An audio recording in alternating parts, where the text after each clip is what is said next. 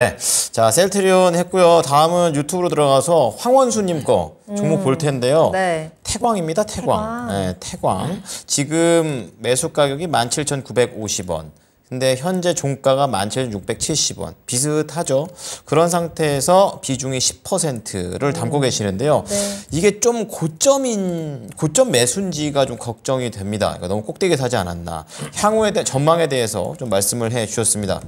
고점인가요? 낮진 않네요. 자, 알아보겠습니다. 운영위원님, 태광이 높이 사서 걱정인 것 같아요. 어떻게 될까요?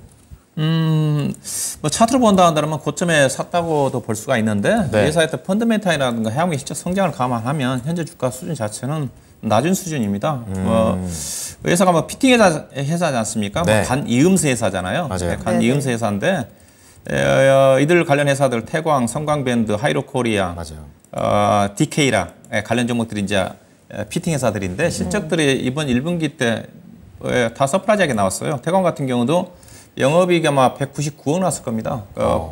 분기 단위 최대 실적이 났고요. 좋네요. 성광밴드도 그렇고 다 좋게 나왔어요. 이들 전방 산업이 이제 조선 피팅 자체가 이제 조선 기자재, 조선업종도 있고, 그다음에 이제 석유화 플랜트 쪽에 중동 쪽에서 건설회사도 수주를 많이 받으면 네네. 이게 석유화 플랜트 쪽에 간 이음새가 많이 들어가지 않습니까? 네. 해상 플랜트 말씀하시는 거죠? 중동 쪽에 중동은 그건 해상은 석유화 아니군요. 플랜트 우리나라 회사들이 대림산업이라든가 삼성엔지니어라든가 과거에 많이 진출해가지고 수주를 많이 받아오거든요. 그랬군요. 거기에 이제 많이 들어갑니다. 그래서 해외 수주가 활발히 전개될 때 이들 피팅 회사들이 실적이 괜찮아요. 근데 해외 수주가 그렇게 활발하게 전개되지 않음에도 불구하고 실적들이 작년부터 피팅 회사들이 눈에 띄게 좋아지고 있거든요. 네. 단가가 높아진 건가요? 그렇죠. 그러면 향후에 건설 해외 쪽에 수주가 더 증가된다 한다면 더 좋아질 수 있는 그런 여건은 있다고 좀 봐야 되겠죠.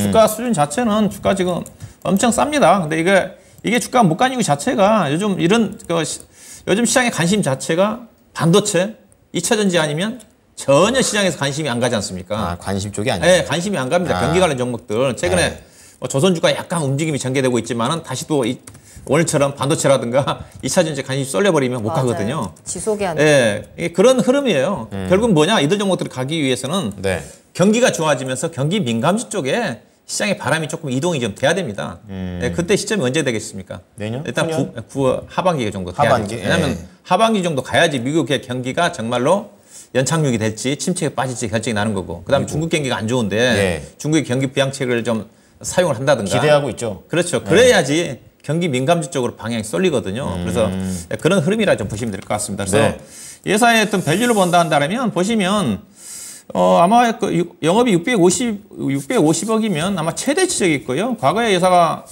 보시게 되면 월봉으로 좀 보시게 되게 되면 금융위기 전후에 2008, 9년대 주가 3만 9천 원 갈 때도 이때 아마 영업이익이 이 정도 이익이 안 났었어요.